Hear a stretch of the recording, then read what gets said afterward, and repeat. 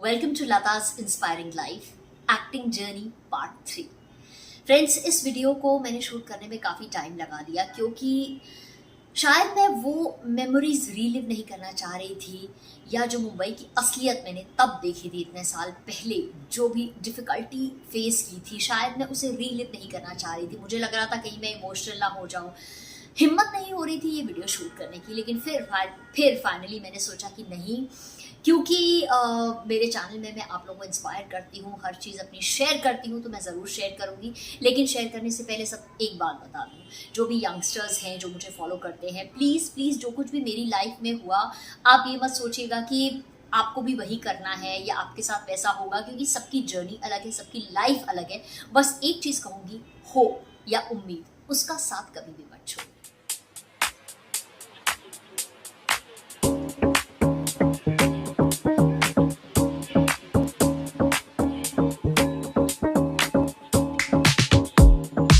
ठीक है, तो शुरू करते हैं।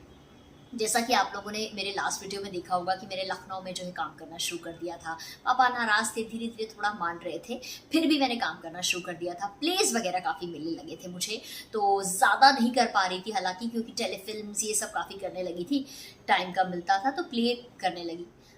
अब जब मैंने वहाँ थिएटर ज्वाइन किया तो वहाँ पर मेरी मुलाकात एक महिला से हुई। उस टाइम कुछ ऐसा टाइम था कि बहुत से लोग, हमारे बहुत से कलीग्स, को आर्टिस्ट मुंबई आ रहे थे स्ट्रगल करने के लिए, ट्राई करने के लिए। तो उन महिला ने मुझसे भी कहा कि तुम मुंबई जाना चाहती हो। तो कहीं ना कहीं जो एक इच्छा मेरे अंदर दबी हुई थी वो बाहर आ गई। मैंने उनसे बोला कि हाँ, मन तो बहुत है, लेकिन पता नहीं घर वाले तो जाने नहीं देंगे। तो उन्होंने बोला कि देखो, इतना अच्छा कर रही हो यहाँ पर, लाइफ में एक बार तो हर चीज़ ट्राई करना चाहिए, करनी ही चाहिए। खैर, इस तरह की हमारी काफ़ी आपस में बातचीत हुई और फाइनली उन्होंने बोला कि देखो, मैं जाने वाली हूँ, अगर तुम्हें चलना हो तो मेरे साथ चल सकती हो, मेरे पास पूरा इंतज़ाम है रहने का, क्योंकि मेरे वहाँ पर कज़न्स रहते हैं, इसलिए हम उनके घर ही रुकेंगे। देखेंगे कुछ 15-20 दिन, महीना भर, या जैसे भी कहीं होटल में शिफ्ट हो जाएंगे, या थोड़े दिन रुक के देखेंगे वहाँ पर उनके घर पे पहले कि कैसा लगता है, उसके बाद हम कुछ डिसाइड करेंगे। तो अब ये बात हुई तो मैंने घर पे आके मम्मा को बताई, तो मम्मा भी थोड़ा सा कंफ्यूज हो गई थी, थोड़ा घबरा गई कि भाई लड़की अकेली कैसे जाएगी मुंबई, वो भी मतलब इतने साल पहले की बात कर रही हूँ, इतने प्रोटेक्टेड और कंजर्वेटिव बैकग्राउंड में जो बड़ी हुई हो। खैर, उस टाइम लेकिन मुझे धुन चढ़ी हुई थी, एक उम्मीद थी मन में, मुझे ऐसा लगता था कि यहाँ अच्छा कर रही हूँ तो शायद वहाँ अच्छा होगा। लेकिन एक बात बताऊँ फ्रेंड्स, मेरे मन में कभी भी ऐसा नहीं था कि नहीं, मुझे तो मुंबई में ही रहना है। ये जो एक धारणा होती है ना, मुझे कभी कभी ऐसा लगता है कि गलत है। हमें ड्रीम्स देखने चाहिए कि मैं ये करना चाहती हूँ, और उम्मीद भी करनी चाहिए कि पूरे होंगे। लेकिन हमें अड़ना नहीं चाहिए, जिद नहीं करनी चाहिए कि नहीं, मुझे तो यही करना है, नहीं तो नहीं करना है। ये चीज़ लाइफ में गलत है, क्योंकि लाइफ में हमारे पास क्या डेस्टिनी ने, ऊपर वाले ने क्या स्टोर में है, यूनिवर्स ने हमारे लिए क्या सोच के रखा हुआ है, हमें एक्चुअली नहीं मालूम है। तो मेरी जिद कभी भी नहीं थी ये। खैर, कुछ घर पे खैर थोड़े दिन निकल गए, सब बातचीत होती रही, ये वो सब होता रहा, और फाइनली एक दिन मैंने पापा के पास जाके पापा से पूछा, बोला, एक्चुअली पूछा नहीं, क्योंकि पापा कंजर्वेटिव थे, मुझे मालूम है अलाउ तो करेंगे ही नहीं। एंड वो लेटे हुए थे, और बस मैं उनके पास गई तो मैंने उनसे बस इतना कहा, मैंने बोला पापा, मैं जा रही हूँ, मैं मुंबई जा रही हूँ। सिर्फ इतना कहा, पापा खड़े हुए, उन्होंने मेरे सर पे हाथ रखा और बोला ठीक है, बस। उससे ज़्यादा उन्होंने कुछ नहीं बोला। ऑब्वियसली लड़की हो, प्रोटेक्टिव तो होंगे ही, इतना प्यार करते थे मुझे, इतने प्रोटेक्टिव थे मुझे लेकर, तो ये होगा ही, बस इतना ही कहा उन्होंने, कुछ नहीं कहा। लेकिन जो उन्होंने मेरे सर पे हाथ रखा, वो जो ब्लेसिंग थी ना, वो मेरे लिए बहुत बहुत बड़ी चीज़ थी। मुझे एक कहीं ना कहीं से इशारा मिल गया कि येस, ही इज़ ओके, मैं जा रही हूँ। लेकिन मैंने मम्मी से अपनी प्रॉमिस किया कि मैं कभी किसी गलत चीज़ में नहीं पड़ूंगी, कुछ गलत नहीं करूँगी, मैं ट्राई करूँगी, अपने आप को थोड़ा सा टाइम दूंगी, ट्राई करूँगी, नहीं हुआ तो मैं वापस आ जाऊँगी, बिल्कुल आराम से वापस आ जाऊंगी। हफ्ते 10 दिन में सोचूंगी घूम के आई। मम्मी ने भी मेरे दिमाग में यही चीज़ भरी हमेशा कि यही सोचना, घूमने जा रही हूँ, मुंबई घूमने जा रही हूँ, घूम के आ जाना। मैंने कहा अच्छा ठीक है, आगे। खैर, बड़ी तैयारी हुई, जानने वालों ने, सबने, जो जो लोग हमारे और भी थे हमारी फील्ड के वहाँ पर लखनऊ में, सबने बड़े विशेस दिए, गिफ्ट्स दिए, और बहुत सी चीज़ें दी। इनफैक्ट एक ने मुझे वो पेजर, उस टाइम पे चलता था, मोबाइल फ़ोन नहीं होते थे, वो तक गिफ्ट किया। और हमारे और भी बहुत से जानने वाले मेरे मुँह बोले भाई हैं, उन्होंने भी जो है मुझे बड़ा प्रोत्साहन दिया। सब ने दिया कि भाई चलो जाओ, ट्रेन से हम लोग फाइनली जो है आने वाले थे मुंबई। तो ये मैं फेब के मंथ में आई थी, जहाँ तक मुझे याद है, यस। तो खैर फाइनली वो डे आया कि जब हम ट्रेन में बैठे, मैं और जो महिला है उनका नाम नहीं लेना चाहूँगी, वैसे भी अब वो इस दुनिया में नहीं है, मे हर सोल रेस्ट इन पीस। तो हम खैर ट्रेन में बैठ गए। अब ट्रेन में बैठ गए और एक अनजानी सी एक जर्नी शुरू हो गई। मुंबई इतनी दूर है, 24 घंटे का सफ़र है, मतलब पता नहीं कब पहुंचेंगे हम लोग, ऐसा लग रहा था। बहुत से ख्याल थे मेरे मन में। खैर ये सब सोचते सोचते सोचते, और मेरे जो पॉकेट मनी के पैसे थे बड़े संभाल के मैंने रखे हुए थे, और जो गिफ्ट आते थे थोड़े मम्मी ने भी दिए पैसे, सब बड़े संभाल के मैंने रखे हुए थे। ध्यान उनमें भी था, ट्रेन में जा रही हूँ अकेले, डर लग रहा था कहीं इधर उधर ना हो जाए। खैर करते करते करते जो है ट्रेन आगे बढ़ती रही, और मैं थोड़ी थोड़ी देर में पूछती थी उनसे, मैं बोलती थी कि आपके वो आ जाएंगे ना टाइम पे हमें लेने? कहने लगी हाँ हाँ, दादर स्टेशन पे ट्रेन रुकनी थी, हाँ हाँ बिल्कुल आ जाएंगे आ जाएंगे आ जाएंगे। बिल्कुल अश्योर किया। और जैसे ही क्या हुआ कि स्टेशन पास आने वाला होता है ना, बड़ी सुरंग भी आती है यहाँ पर, तो बड़ी सुरंगों से ट्रेन निकल रही थी। सब चीज़ नई नई थी मेरे लिए एकदम। बड़े ख्याल आ रहे थे, अच्छे भी बुरे भी, हर तरह के मिक्स्ड। फिर उसके बाद जब आने वाला था तो मैंने बोला कितनी देर बची है? भी 1-1.5 घंटा जैसे आने में है स्टेशन। तो कहने लगी कि मैं देखती हूँ, आना तो चाहिए। फिर धीरे धीरे ना कुछ उनकी बात बदलने लगी। वो जितनी श्योरिटी से पहले कह रही थी सब इंतज़ाम है सब इंतज़ाम है, तुम चलो, लेकिन वो धीरे धीरे कहने लगी कि देखते हैं, आना तो चाहिए, बोला तो है मैंने। इस तरह की बातें शुरू हो गई, तो मुझे कुछ समझ नहीं आ रहा था। और जैसे ही दादर स्टेशन पहुंचने वाली थी ट्रेन, क्या होता है सामान हमारे पास ज़्यादा था तो पहले ही जो है दरवाजे के पास रख लेते ना, थोड़ा सामान की भी उतरने में आसानी रहेगी। जब हम वहाँ जा ही रहे थे तो उन्होंने बोला कि लता, हमें लेने के लिए कोई नहीं आने वाला है, हमें लेने कोई नहीं आ रहा है। और जो मेरे पैरों के नीचे से जमीन निकली, बस मुझे तो लगा कि मतलब ये क्या हो गया है। लेकिन मैंने अपना संयम नहीं खोला, अपना कंट्रोल नहीं खोया, बिल्कुल मैं कंट्रोल में रही। मैंने सुना, मतलब मुझे कुछ समझ नहीं आया, मैंने सुना और ट्रेन बस उसी टाइम पे रुक गई। हम लोग फटाफट नीचे उतरे। इतनी भीड़ दादर स्टेशन पे मैंने जिंदगी में कभी नहीं देखी, और इतनी अलग लैंग्वेज जो मैंने ज़िंदगी में कभी सुनी नहीं थी। सब मराठी बोलते थे। यहाँ पर जो कुली आ रहे हैं वो सामान ले रहे हैं, पूछ रहे हैं कहाँ जाना है, मुझे कुछ समझ नहीं आ रहा है। ऐसे मतलब भीड़ भाड़, आवाज़ें, इतने तो लोग भी मैंने कभी ज़िंदगी में नहीं देखे थे। प्लस सामान की टेंशन, सामान ना चले जाए, पैसे संभालूँ। और वो जो महिला थी थोड़ी हेल्दियर साइड पे थी, तो चलने में भी थोड़ा सा मुश्किल होती, बहुत ज़्यादा एक्टिव नहीं थी। उन्हें देखूँ कि ये करूँ कि, मतलब मेरी समझ में नहीं आ रहा था। फ्रेंड्स, मैं इस टाइम स्टेशन पे पहुंच चुकी हूँ, मुझे ऐसा लग रहा है, सच में आंखें बंद करती हूँ, सब वो नज़ारा नज़र आ रहा है, वो आवाज़ें सुनाई पड़ रही हैं, वो घबराहट फील हो रही है। हम नीचे किसी तरह से उतरे, सामान जल्दी जल्दी उठा के जो है किनारे पे किया। जैसे इस सामान किनारे पे किया, मैंने बोला चलिए वेटिंग रूम में चलते हैं। पता नहीं ऊपर वाले ने कहाँ से बुद्धि दी उस टाइम, मैंने कहा चलिए सबसे पहले वेटिंग रूम में जाते हैं, सामान एक जगह थोड़ा साइड करके बैठते हैं, सोचते हैं क्या करना है। और फटाफट जो है सामान वामान लेके हम लोग वेटिंग रूम में गए। फिर मैंने पूछा, मैंने कहा आप तो बोल रहे थे आने वाले हैं। कहने लगी नहीं, मुझे भी आना था इसलिए मैंने कह दिया, ऐसा कुछ भी नहीं है, वो आने वाले नहीं हैं। और फिर कभी कहने लगी नहीं, बोला था, समझ नहीं आया। खैर जो भी था, कोई नहीं था हमारे पास उस टाइम। अब मुझे टेंशन घर वालों की, मम्मी ने बोला था पहुंचते ही जैसे वो आएंगे तुम फ़ोन कर देना। मैंने सबसे पहले क्या किया, हमने कहा चलिए अब स्टेशन से तो बाहर निकलना पड़ेगा, वेटिंग रूम में कब तक बैठेंगे, देखते हैं कहीं रुकने की जगह इंतजाम करते हैं, एक आध रात रुकते हैं, नहीं तो कल वापस चले जाएंगे। खैर किसी तरह इतनी भीड़ भाड़ में सामान उठा के, किसी तरह से कुछ बैग धकेलते हुए, कुछ उठाते हुए हम पहुंचे बाहर तक के। तो बाहर पीसीओ वगैरह थे काफ़ी यहाँ पर, तो मैंने देखा अरे चलो पीसीओ है, एसटीडी बूथ हुआ करता था, वो था। तो मैंने सबसे पहले, मोबाइल फ़ोन्स नहीं थे उस टाइम पे, नए नए शायद आए थे, किसी के पास था, आई डोंट रिमेम्बर, लेकिन पेजर चलता था, ये याद है मुझे। तो मैं गई वहाँ पर, सबसे पहले मम्मी को फ़ोन करके कहा मम्मा हम बिल्कुल ठीक ठाक हैं, वो लेने आ गए हैं, ताकि कम से कम मम्मी तो शांत हो जाए एकदम। मम्मी खुश थी, अच्छा बेटा सब ठीक है, ये चलो अच्छी बात है, आ गए, सब हो गया। हाँ हाँ मम्मा हो गया। भगवान से माफ़ी मांगी झूठ बोलने के लिए। मैंने कहा चलो ठीक है, अब मम्मी कम से कम रात भर सो तो पाएंगी, टेंशन नहीं लेंगी।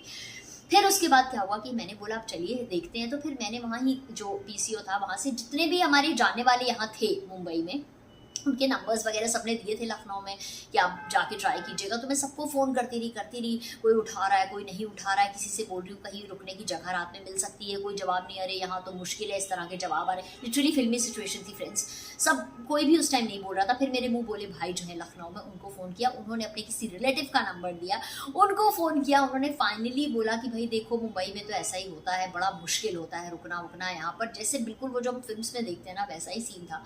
और उन्होंने बोला ऐसा ऐसा करो कि यहाँ पे KEM हॉस्पिटल है, जो मुंबई में रहते हैं उन्हें मालूम होगा, गवर्नमेंट हॉस्पिटल है KEM हॉस्पिटल, उसके सामने कुछ लॉजेस वगैरह बनी है, तो तुम लोगों को जगह मिल जाएगी। मैंने कहा चलो ठीक है, शुक्र है, रात निकले किसी तरह से, सुबह देखेंगे क्या करना है। खैर हम वहाँ से निकले और चलते टैक्सी लिए के वहाँ पे हम KEM हॉस्पिटल के बाहर, मैंने टैक्सी वाले से बोला भाई साहब वो जो लॉज है वहाँ ले चलिए। तो अब जो लॉज थी वो दिखा रहे थे, कहीं जगह ही नहीं, लॉज भी कैसी छोटी छोटी सी लॉज होती है ना, अंधेरी अंधेरी अजीब अजीब सी लॉज, वैसी लॉज थी, कोई बहुत अच्छी लॉज भी नहीं थी, होटल भी नहीं था, जबकि हम इतने पैसे थे कि अफोर्ड कर सकते थे। फिर देखते रहे एक के बाद एक, मैं थक गई, सीढ़ी चढ़ूँ, ऊपर जाऊँ, नीचे जाऊँ, क्योंकि वो जो मैम थी मेरे साथ वो चल ऊपर नीचे नहीं इतना कर पा रही थी, फिर इधर भागूँ उधर भागूँ, सामान देखूँ, मतलब भागते दौड़ते एक जगह मैं किसी दिन ब्लॉग करूँगी इस लॉज का जाके, अभी मेरे दिमाग में आया, मैं उस लॉज में जाऊँगी, देखूँगी अब कैसी है वो इतने साल बाद। खैर जो लॉज है उसका भी नाम अभी मैं नहीं लेना चाहती हूँ। वहाँ हम पहुँचे, ऊपर गए तो उन्होंने एक लकड़ी की सीढ़ी अलग ही कुछ पुराने ज़माने की बनी थी, और अलग ही टाइप के घर वर मैंने कभी देखे ही नहीं थे एक्चुअली ऐसे, तो वो चॉल सिस्टम टाइप का होता है और बिल्डिंग में भी चॉल्स होती हैं, ऐसा कुछ अलग ही सिस्टम था। तो उन्होंने बोला आपके साथ कौन है, मैंने बोला मेरी मम्मी है, ऐसे बोल दिया। तो कहने लगा अच्छा ठीक है, आप क्यों आए, मैंने कहा एग्जाम देना है, ऐसे बोला। तो कहने लगे अच्छा ठीक है आप रुक जाइए, छोटा सा कमरा मिलेगा, मैंने कहा हाँ चलेगा, छोटा कमरा मतलब रात तो निकले किसी तरह से। मैंने उनको बोला चलिए आ जाइए, हम लोग सामान वामान लेके ऊपर पहुँचे। जैसे कमरा खोला ना, आप बिलीव नहीं करेंगे, मतलब बस इतना छोटा सा कमरा, इतना छोटा मतलब मैं क्या बोलूँ, 6 फुट लंबा कमरा भी नहीं था, 6 फुट चौड़ा कमरा भी नहीं था कि एक आदमी बड़ा कोई फैल के पूरा लेट जाए वहाँ पर, इतनी भी जगह नहीं थी वहाँ पर। बिल्कुल छोटा सा एक बेड, क्या लकड़ी का फट्टा सा बना हुआ था, उस पर गद्दा छोटा सा डला हुआ था, गंदा सा, और साथ में जो है बस इतनी जगह थी कि आप ऐसे करके बैठ जाओ वहाँ पे। मैंने दरवाज़ा अंदर से किया लॉक, लकड़ी के कंपार्टमेंट जैसा कमरा होता है ना वैसा था, मैंने दरवाज़ा किया बंद, वहीं अंदर बैठ के सांस ली। अब अजीब अजीब सी आवाज़ें आने लगी, तो मैंने कहा ये क्या है, अजीब सी आ कर रहने की आवाज़ें। जैसे दरवाज़ा खोल के देखा फ्रेंड्स, क्या बताऊँ आपको, क्योंकि वो हॉस्पिटल के सामने था, बहुत से मरीज़ गवर्नमेंट के हॉस्पिटल में जो इलाज करा रहे थे, जो नहीं अफोर्ड कर पाते थे हॉस्पिटल में रहना या कुछ है, वो इन सस्ती लॉजेस में रहते थे, और वो लॉज मरीज़ों से भरा पड़ा था। और वो बगल में जो है किसी की कराने की आवाज़ आ रही है, बाहर निकल के देखा तो कोई वो थैली लटकी हुई है, हाथ में पकड़ के जा रहा है वॉशरूम, और ये वो ऐसी हालत, मैं आपको क्या बताऊँ, मेरे पास वर्ड्स नहीं है, मैं बताना चाहती भी नहीं हूँ। भगवान आप सबको बहुत खुश रखे, सुखी रखे। और कॉमन टॉयलेट, सबसे बड़ी टेंशन, कॉमन टॉयलेट और कॉमन बाथरूम, ओफ, अब ये एक और नई चीज़ आ गई मेरे सामने। खैर उस टाइम तो क्या खाना पीना तो छोड़िए, टॉयलेट वॉयलेट कोई होश ही नहीं था, बस बैठ गए हम वहाँ पर। अच्छा एक चीज़ ने मुझे हमेशा जो है वो ज़िंदा रखा है, वो है प्रार्थना या प्रेयर। मैं हमेशा यंग एज से बहुत बिलीव करती हूँ, और मैं बहुत स्ट्रांगली प्रेयर्स में बिलीव करती हूँ, मंत्र में बिलीव करती हूँ। तो कुछ भी आप लोग फॉलो करते हो, यंगस्टर्स को स्पेशली कहूँगी, आपका जो भी फेथ हो, इस चीज़ में से भरोसा मत छोड़िएगा, क्योंकि क्या होता है, यूनिवर्स जो है ना, ये वाइब्रेशंस पे चलता है, और जो मंत्र होते हैं या प्रेयर या मेडिटेशन जो आप करते हैं, आपको जो अच्छा लगता है, प्लीज़ जो कुछ भी करते हैं ज़रूर करिएगा, बड़ा स्ट्रेंथ मिलता है। पूरी रात मैंने जो है वो मंत्र जाप शुरू किया, और मैं फुल नाइट बैठी रही, करती रही। वो मैम थोड़ा सा लेट गई, और मुझे भी मन हुआ लेटने का, तो मैंने कहा चलो तकिया हल्का सा किनारे करके लेटूं। जैसे देखा तो गद्दे के नीचे इतने सारे खटमल, मतलब मैं खटमल पहचानती भी नहीं थी, उसके पहले मैंने सिर्फ फोटो देख रखे थे खटमल के, पूरा काला हुआ भरा था खटमल से, और मैं देख के घबरा गई। मैंने जल्दी बोला उनको, यहाँ तो खटमल है, बहुत लेटी है मत, खटमल है। उठ के बैठ गए। घर हम लोग देखा तो भरा हुआ था खटमल से, और हालत ख़राब हो गई, लेकिन क्या करेंगे, कहीं नहीं जा सकते, रात काटनी है, सुबह देखेंगे क्या करना है। उसके बाद जो है हम खैर दूसरे दिन रात भर सोई नहीं, 4-5 बजे जब मुझे लगा कोई नहीं उठा होगा, मैं वॉशरूम वगैरह हुआ ही, फ्रेश हो गई, रोशनी हुई, जान में जान आई। मैंने कहा चलिए अब क्या करना है, वापस चले। वो कहने लगे नहीं अब देखो यहाँ तक आ गए हैं तो 1-2 दिन तो देख लो। मैंने कहा यार 1-2 दिन देख लेते हैं, ठीक है। खैर क्या किया हमने, दूसरे दिन नीचे उतरे, थोड़ा सा दिन हुआ तो थोड़ा उजाले में अच्छा ठीक लगने लगा। फिर जाके मैंने जितने भी जानने वाले थे फिर से सबको फ़ोन किए पीसीओ पे जाके, तो उनमें से एक मिलने आ गए। उन्होंने बोला मैं मिलने आता हूँ, मतलब बॉय था हम लोग का, दोनों का कॉमन फ्रेंड, वो आ गया मिलने के लिए। मिल के क्या रही, उसने बोला देखो मुंबई में इतनी जगह भी मिल गई ना, बड़ी बात है, यही होता है, यही असलियत है, ये वो। तो मैं तो घबरा रही थी, लेकिन फिर भी अब कहीं ना कहीं एक उम्मीद भी जागने लगी थी कि देखते हैं, अब 1-2 दिन रुक ही जाते हैं, देखते हैं। और वो कमरा भी जो इतना सा था थोड़ा सा एडजस्ट हो गया तो ठीक ठीक लग रहा था। खैर एक रात जो है हम और वहाँ पर रुके, और दूसरे दिन मैंने सोचा अच्छा मैं बाहर वहाँ पे ना एक छोटा सा ऐसे छत टेरेस जैसी थी, मैं खड़ी हुई, चारों तरफ मुझे वो चॉल्स और झुग्गी झोपड़ियाँ दिख रही थी। मुझे समझ नहीं आ रहा था। तो मैंने सोचा अगर मुंबई की ये असलियत है तो मुझे यहाँ पर नहीं रहना है। ये क्या है, मैं कहाँ से उठ के आई हूँ और कैसी जगह पे आई हूँ, ऐसा लगा मुझे उस टाइम पे। लेकिन वो भी एक हिस्सा है दोस्तों, मुंबई का एक हिस्सा है। बहुत से लोग इस तरह से रहते हैं यहाँ पर। खैर वो जो था वो सब मैंने देखा, और उसके बाद जो है फिर दूसरे दिन हमने फिर फ़ोन किए सबको जिनको हम करते थे फ़ोन रोज़। मैंने फिर पीसीओ जाके फ़ोन किया तो किसी ने बोला कि तुम जो है एक अंधेरी साइड आ जाओ। अंधेरी जो है मतलब काफ़ी फेमस जगह है, वहाँ पे आ जाओ। अच्छा तब तक कुछ खाने पीने का होश नहीं था मुझसे। एक वड़ा पाव खाया ना जाए, टेस्ट अलग लगे, हर चीज़ में कड़ी पत्ते और राई की खुशबू आए। हम लोग वो वाला खाना खाते नहीं हैं, हम तो नॉर्थ इंडियंस हैं। हमारा तो सरसों का तेल चलता है, उसमें जीरा पड़ता है, उसमें राई, कड़ी पत्ते और नारियल के प्रोमिनेंट फ्लेवर वाला अब तो बहुत पसंद है, बहुत ही फेवरेट है मेरा। लेकिन तब नहीं आदत थी खाने की। कुछ खाया ना जाए, जो घर से पराठे वठे, नमकीन वमकीन, चिप्स थे, वही खा के निकाला टाइम। खैर उन्होंने हमें सिखाया ऐसे ऐसे लोकल ट्रेन पकड़ो, तुम लोग अंधेरी आओ, यहाँ कुछ हो जाएगा। जैसे सिखाया वैसे गए। पहली बार लोकल ट्रेन में बैठी, बाप रे, एक अलग वो था एडवेंचर। खैर बाद में कभी बात करेंगे। ज़्यादा कुछ नहीं हुआ लेकिन पहुँच गए अंधेरी। जहाँ जहाँ जैसे बताया गए। डोसा खरीदा, भूख लगी थी खाने के लिए, तो मीठा सांभर लग रहा है, अलग ही टेस्ट हर चीज़ का उस टाइम लग रहा था भी एक्चुअली। बहुत फ़र्क है लखनऊ और मुंबई के खाने के टेस्ट में, तो समझ ही नहीं आ रहा है। फिर उसके बाद जो है वो है जो उन्होंने जहाँ बोला था उनके घर पे हम पहुँचे। उन्होंने बड़ा हमें सांत्वना दी, पूछा दाल चावल खाओ के बने हैं। मेरी तो ऐसी हालत थी, मैंने जैसे कभी खाना ही ना खाया। मैंने एकदम हाँ कर दिया और हम दोनों बैठ गए खाना खाने। God bless him. हमें उन्होंने खाना खिलाया बड़े प्यार से, और दाल चावल। वो दिन था मैंने रियलाइज कर लिया, जो हम मम्मी को बोलते ना, नहीं नहीं मम्मा ये पसंद नहीं है, नहीं खाना, यार ये नहीं अच्छा है, ये नहीं खाना, ये नहीं खाना है। मुंबई ने आते ही दाल चावल की वैल्यू बता दी, खाना क्या होता है उसकी वैल्यू बता दी। कौन सा टेस्ट चाहिए, टेस्ट नहीं चाहिए, सब भुला दिया।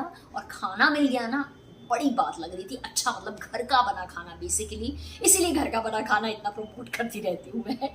तो वैल्यू पता चल गई मतलब हर चीज़ की उस टाइम पे। खैर उसके बाद जो है किसी किसी तरह से हमें अंधेरी में जो है पीजी एक रहने के लिए जो है, खैर उन्होंने बोला कि तुम लोग इधर रुको, और पूरा दिन ढूंढा हमने, पूरा दिन ढूंढा। फिर वाया एक जानने वाले की किसी ने घर छोड़ा था, पीजी छोड़ा था, खाली हुआ। और फिर जो है हमें वहीं पे अंधेरी में एक पीजी मिल गया। पीजी मतलब एक कमरा पूरा था हमारे लिए, बाथरूम वगैरह हमें उनके साथ जो घर के मेंबर्स थे यूज़ करना था, लेकिन एक कमरा मिल गया जहाँ पे हम रह सकते थे। थोड़ा बहुत खाना वगैरह भी पका सकते थे, चाहिए तो टिफ़िन लगा सकते थे। और वहाँ का ब्लॉग भी करूँगी, उनसे भी मिलवाने का भी लेके जाऊँगी। बड़े साल से नहीं मिली हूँ, भाभी से बहुत अच्छी थी, बहुत मैंने अपने इनिशियल जो मंथ्स है वहीं पे काटे। खैर ये थी वहाँ की कहानी। और मैंने सोचा था खुद को मैं 3 दिन का टाइम दूंगी, सिर्फ 3 दिन का, नहीं तो मैं वापस चली जाऊंगी, चाहे मैं फ्लाइट की टिकट करा के जाऊँ। इतना पैसा तो था कि फ्लाइट की टिकट से वापस चले जाऊँ, भले तब खत्म हो जाते पैसे। लेकिन मैंने सोचा 3 दिन से ऊपर एक दिन नहीं रुकूंगी। मैंने डेडलाइन दी अपने आप को, कोई जिद में नहीं आई। और 3 दिन के बाद तीसरे दिन जो करिश्मा हुआ उसके बारे में मैं अपने 4th पार्ट में आपके साथ शेयर करूंगी डेफिनेटली। बस इसे एक इंस्पिरेशन समझ के लीजिएगा। होप, उम्मीद, फेथ, इन चीज़ों पे ध्यान दीजिएगा। ज़रूरी नहीं है जो मैंने किया आप भी करें, स्पेशली अपने यंग बच्चों को मैं कह रही हूँ। तो ये थी कहानी। तब और अब के टाइम में भी बड़ा फ़र्क है, पेरेंट्स में भी बहुत फ़र्क आ गया है, सबके स्वभाव में भी फ़र्क आ गया है। और मिलते हैं अगले एपिसोड में, बोलने वाली थी। अगर आपको इंस्पिरेशन मिल रहा है तो आप प्लीज़ सब्सक्राइब कीजिए, लाइक शेयर कमेंट कीजिए। मेरा चैनल है लताज इंस्पायरिंग लाइफ, और यहाँ पे आपको मिलेगा इंस्पिरेशन और knowledge regarding fashion, food, fitness and life. Love you all.